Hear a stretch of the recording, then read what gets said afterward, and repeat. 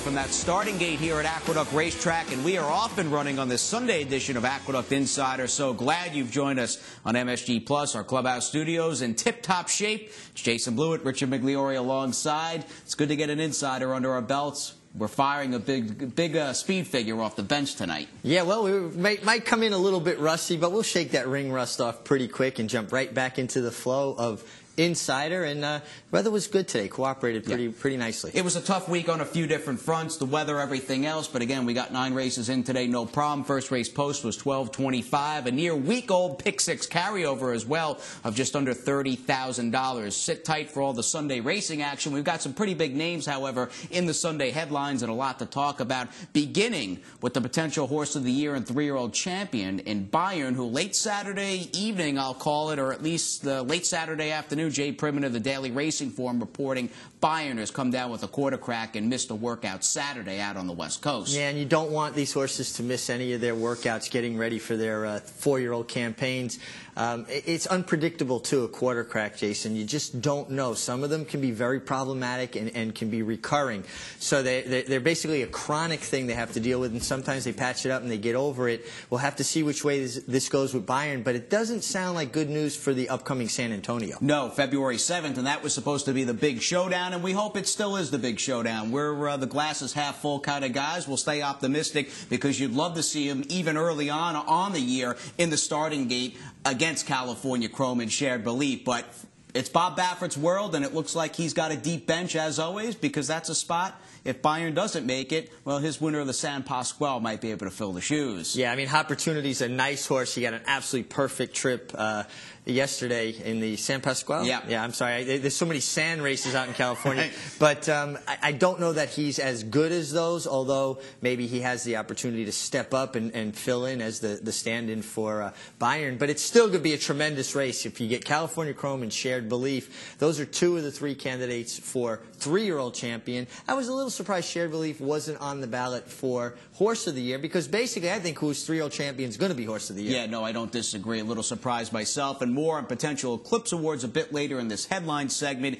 Lee, though, a triumphant return yesterday down at Gulfstream Park, a big effort off the bench for Hall of Fame trainer Bill Mott, winning the House Hope, getting able to shake outside off the far turn, and what a furious rally. Here he comes in the blue cap. He showed a turn of foot like a turf horse on the dirt, and it's very rare to see a horse be able to accelerate and run down a decent group of horses. These were no bums he was running down. He was stuck for a long time, and you could see the acceleration.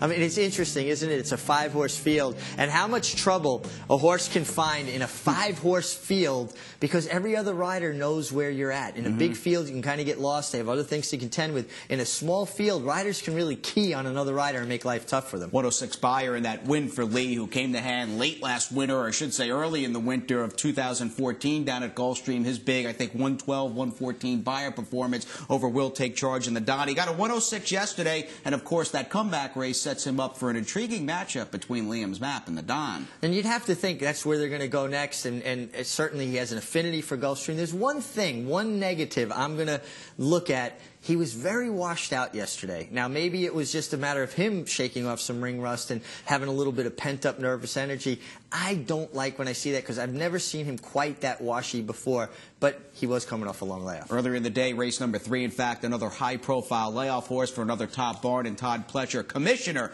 remember him? Nearly stole the Belmont at around 40-1 last June at Belmont Park. He was back yesterday. First start since the Belmont Stakes. He's down on the rail. Pretty gritty third in his return. Yeah, because it looked like he was going to be well beaten at the top of the stretch, and he just kept coming. He didn't want to lose it. But that's kind of him, isn't it, Jason? He's kind of a pit bull. Yeah. He puts his head down, and he continues on. He's a bit one-paced, but he does have the ability to go fast early and make other horses work to stay with him. I think that's his strength, and I'm glad to see they're playing to that strength. And we'll recover all these and recap all these races on the National Racing Report, including Calculator, the gray, who turned some heads. A nice professional effort yesterday, taking the sham out on the West Coast, and I guess you could say he's no longer the country's best maiden. Yeah, I mean, and he was a very good maiden. Look at the company lines, American Pharaoh, Texas Red, and it certainly flatters those two, because you know, he's in the mix with them, albeit he had never won a race until now. But this is a nice horse. He's got a pedigree that doesn't scream route, although he is out of an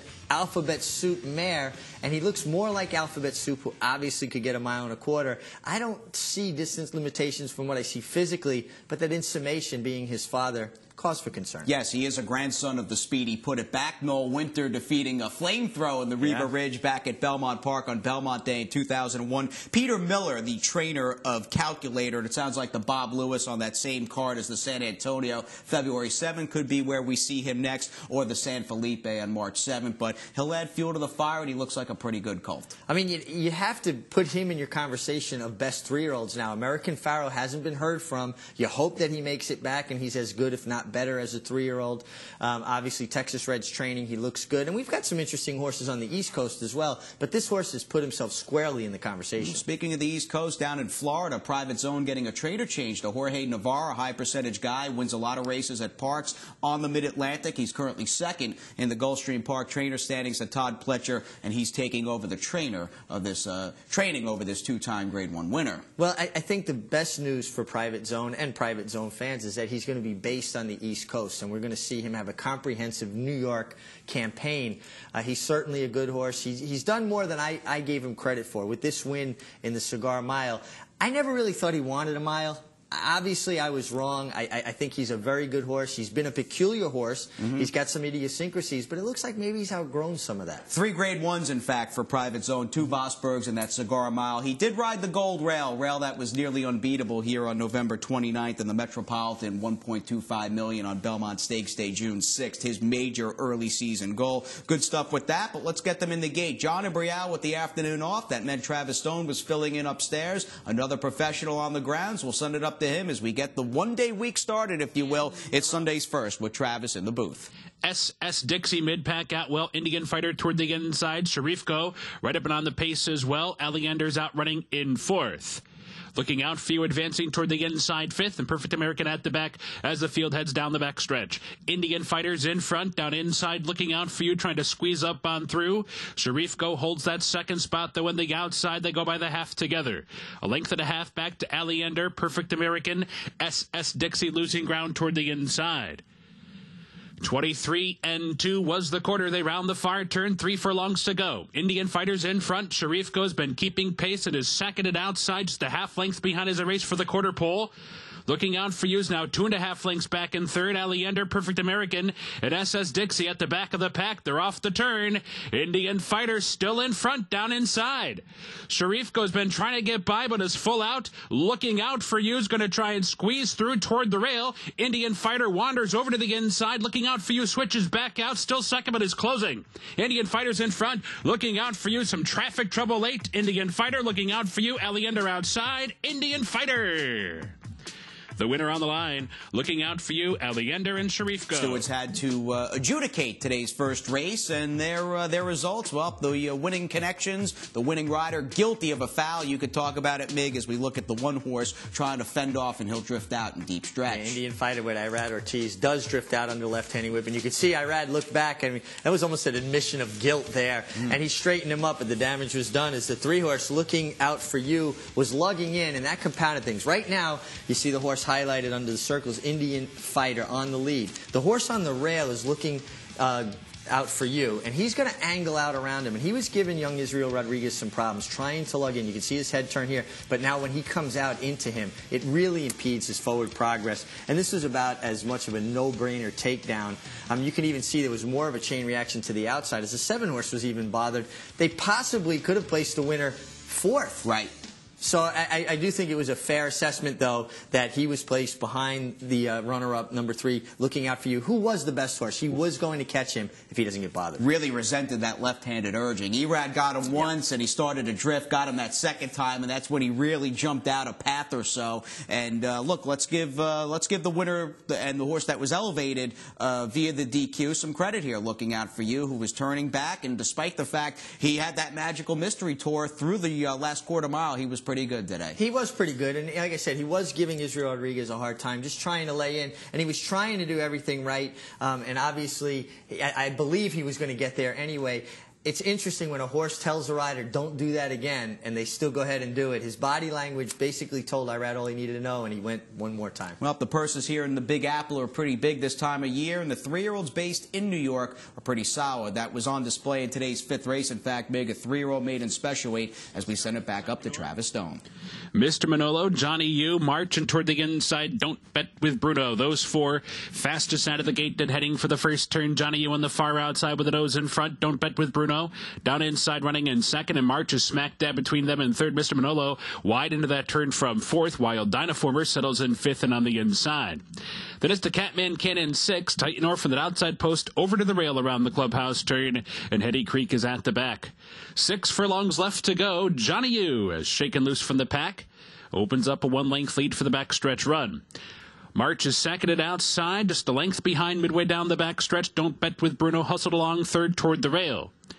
And then it's Wild Dynaformer running in fourth. The Catman Can advancing up fifth and on the far outside after a first quarter in 24 seconds flat.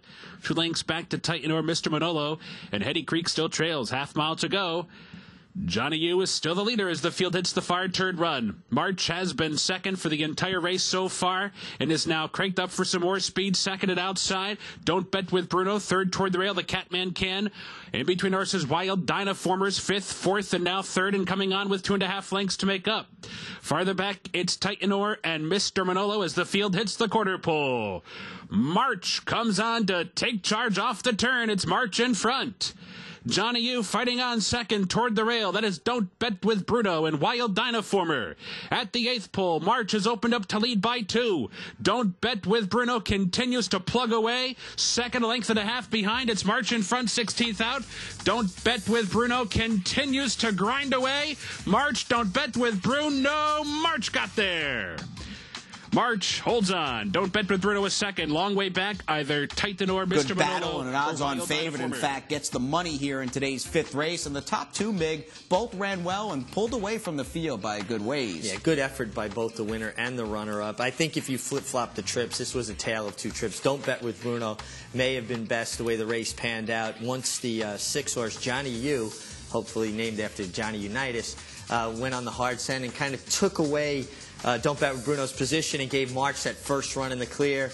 Don't Bet with Bruno had to wait, come out around him, and was getting to him late, but a good effort by the first 2 finishers. Absolutely. The winner, who's owned by Bob LaPenta, picked up as a yearling, pricey, or wheeling, I should say, $320,000. Son of Blame, and the funny thing with this horse, being by Blame, he's actually a younger half-brother to the speedy 85 and a 50, who, I guess looking back, in a way, was just too fast for his own good, but had an insane amount of natural ability. A tremendous amount of speed, not an easy horse to handle. Obviously, he had his steerage issues. Maybe that's a good way to put it. But I think he was a case of a horse when you're trying to stretch a horse out to see if you got a Derby horse and he just wants to be fast. March, much more tractable. Erod Ortiz Jr., Cherie DeVoe, Chad Brown's New York assistant, did the saddling duties, and Blame, Son of Blame, in fact, March was pretty good in today's 5th race. As we send it to break, we've got a lot more action coming your way with the Empire State Building not too far off in the distance here from Aqueduct Racetrack.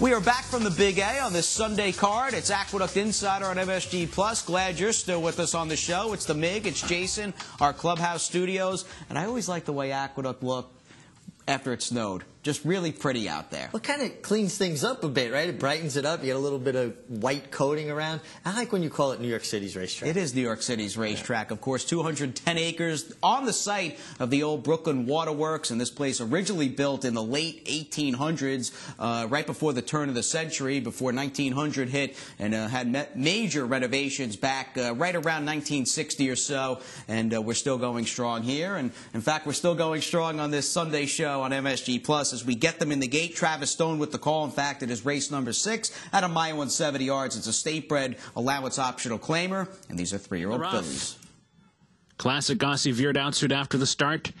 Bourbon State of Mind racing out after that lead. Hot City Girl on the outside up for second.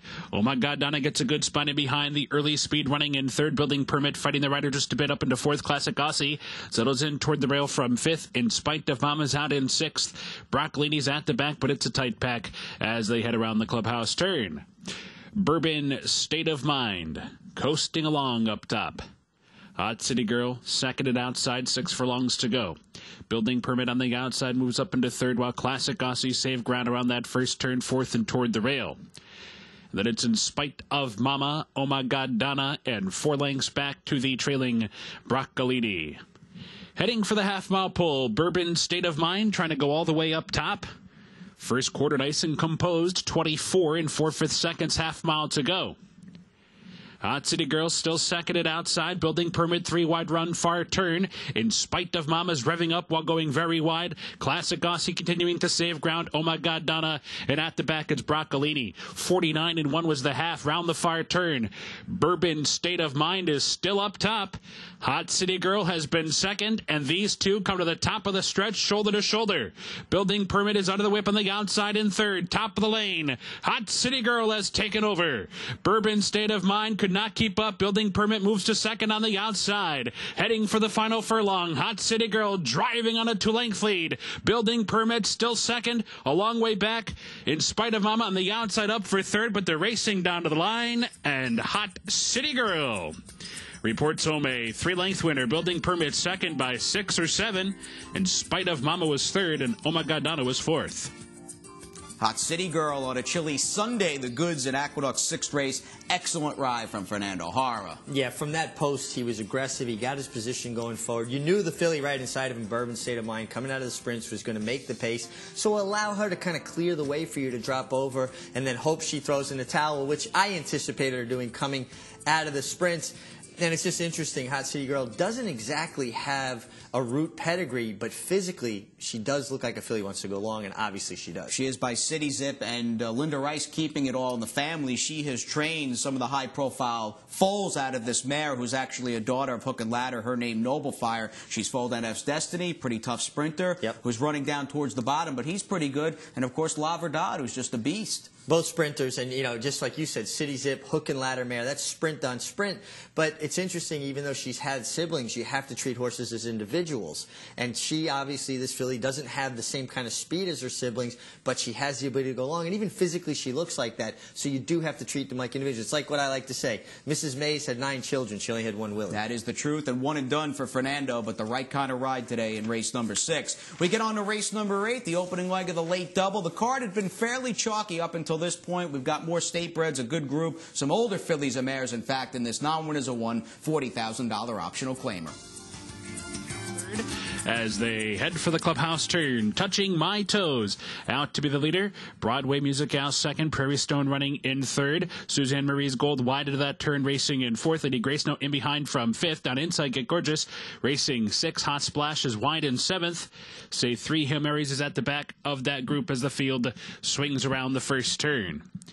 So it is Touching My Toes up top with the lead. Opens up to lead by 2 now. Touching My Toes heading for the backstretch. Clear of Suzanne Marie's Gold, seconded outside. Broadway Music out third. Toward the rail, Prairie Stone is now fourth. Say 3 Hail Marys fifth, and Toward the Rail, Lady Grace Note still sixth.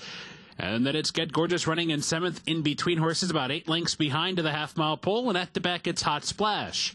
Up top is still Touching My Toes, who's opened up a 3-length lead with a half-mile to go. The first half in 48 and 2/5 seconds. Now Touching My Toes opens it up a bit more and leads by 3 on the far turn run. Prairie Stone moves into second. Broadway Music out third toward the inside. Suze Anne Marie's Gold can't keep up, racing fourth. Lady Grace Note is winding up from the back of the pack, fourth on the far outside. Lady Grace Note's quickly gaining ground. Say 3 Hail Marys is in behind horses, in a bit of traffic there as the field hits the top of the stretch. Touching My Toes is still the leader. A 2.5 length lead, 3/16 out. Lady Grace Note on the outside, Prairie Stone, and say 3 Hail Marys on the far outside. 8th pole, Touching My Toes with a narrow lead. Here's Lady Grace Note on the outside, up for the lead now. Lady Grace Note, Touching My Toes, fights on at the rail. Touching My Toes, Lady Grace Note, Touching My Toes. Lady Grace Note got the nose down on the line. Touching My Toes with a game effort. Say 3 Hail Marys and Prairie Stone. Close finishes on today's card. Touching My Toes carved out a pretty honest pace down on the rail, but you know what? The 9-5 favorite would not beat it. Lady Grace Note's up. No, and absolutely, you know, she just wanted it more. And interesting, you know, she's an older mare now, a 7-year-old mare getting her 8th career victory. And you don't see that many mares running on into their later years like that. But, you know, we have seen a few, and obviously she's still got it. Actually just turned 8 on New Year's Day. 8. Okay, read the footnotes, Mare. 8 lifetime wins for the 8-year-old who was claimed out of this victory, was sent out by Jason Service, Manuel Franco, the winning rider on Lady Grace Note, and sit tight for the claims, which we will have on this show. But we got to get to the Furious 5, the stretch runs of races 2, 3, 4, 7, and 9 with Travis upstairs. Turn Supsa's in front. Supsa down inside, puts the nose in front. Midnight then Positano to the attack, and here comes Midnight then Positano. Blue Ballerina trying to rally on the outside in third, and then it's Our Girl She Gone. Just counting from the back of the pack down to the final 16th. Supsa digging down inside. Midnight then Positano has the lead, though. Midnight then Positano. Supsa fights on. Midnight then Positano. The winner on the line. Supsa was second, farther, and Rody Rendezvous off the rail in front by 3 now. Animal Appeal has moved into second. Miss Bellamy toward the inside, Whistling Gypsy, and culminating. Heading into the final furlong, Rody Rendezvous with a 5-length lead. Miss Bellamy, Animal Appeal, culminating, trying to get on track in the final 16th, but Rody Rendezvous got the jump on them all and sails home a 4-length winner. Culminating up for second, Animal Appeal, Miss Bellamy, 17 down inside of Grand Strand, who's still second, 217, holding on, 3/16 out. Prophet's Cat third and trying to close. Here comes the 8th pole. 217 down inside. Grand Strand comes up alongside, and these two knocking heads 16th out. Grand Strand nose in front. 217 fighting on. Prophet's Cat third to the outside, down to the line. Grand Strand had to earn this one, but nonetheless is the 1-length winner. 217 Prophet's Cat, long way back. They're off the turn. Lucky Lotto's in front. Lubango fighting on toward the rail. Here comes State Flag. Swung outside, and State Flag is coming to furlong out. Farther back, Holy Invaders made up a ton of ground, has moved into 4th toward the inside. 16th out, Lucky Lotto, and on the inside, Lubango, and on the outside, State Flag with Holy Invader trying to close. Lucky Lotto's in front. State Flag fighting on. Lucky Lotto gets there. Lucky Lotto, 3/4 of a length to State Flag. Off the turn. Read the Mirage opening up by the 3/16. To Aaron again, Resurgent on the outside of Prince Raja. Farther back, heading to Boca. Lightning Round gives it up late. The rest with too much to do at a 16th to go. And Read the Mirage is going, gone. 5 lengths clear down to the line. Prince Raja is going to be second. To Aaron again was third, heading to Boca 4th. Little over $700 the payout in today's Pick 6 carryover. It was a chalky card. I think 6 winning favorites from top to bottom. Read the Barrage and the Nightcap on the big drop. And one of those winning favorites, in fact, the first was Gary Gullo back in race number 2 with Midnight and Positano. Yeah, Midnight and Positano fresh off the claim, albeit for less than the original claim price. But that's how you play the claiming game. You run them where they can win, make it as easy as you can on them. And Gary Gullo has been in fuego.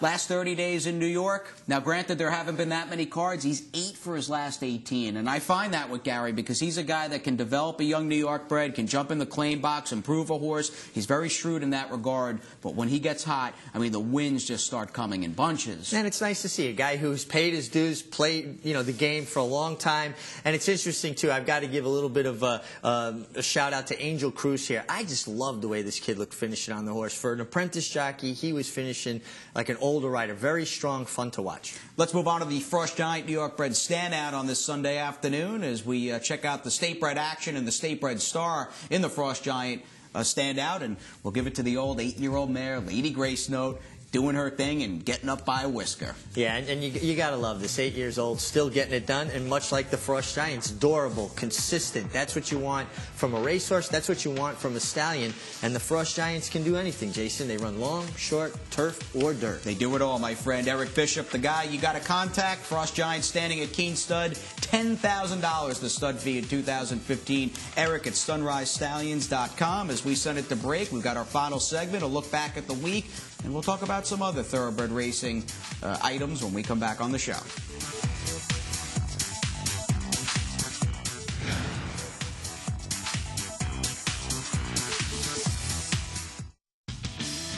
Empire State Building looking good, lit up. Looks like Rangers colors, blue and red out there as we welcome you back to the homestretch version of Aqueduct Insider.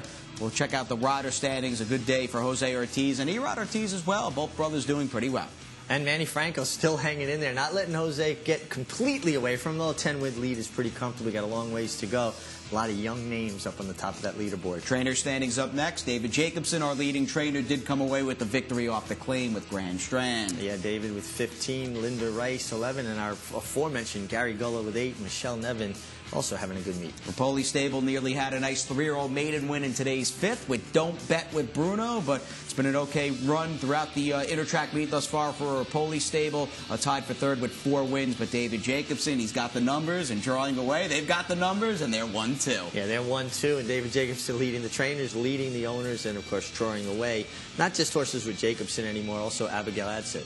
Dark here the next couple of days, but proving it's never too early. Oh, I almost forgot about the claims. And I had a big circle around the claims for good reason. There's 2 pages, in fact. Claims out of the first 3 races, and Midnight in Positano going to a new home. Well, back to her former home, Oscar Barrera reclaiming Midnight in Positano. I always think that's a good sign. When a trainer loses a horse and they reach back in for the same horse, they know even if they have issues, they're manageable issues. Bruce Levine claimed the couple on that first page, culminating beaten favorite in race 3, took the DQ winner in today's first race. And look at that, Lady Grace Note, the 8-year-old and the Frost Giant State Bred standout. She's got a new trainer tonight. Yep, Diane Balsamo reaches in for the 8-year-old. Not afraid to take those horses with a little age on them, as long as they're consistent. You could tell well, speaking of consistency, and you could tell I'm so pumped, and I just love Andy Serling's opinion. I was ready to throw to him early, but here he is with who to look for on Wednesday.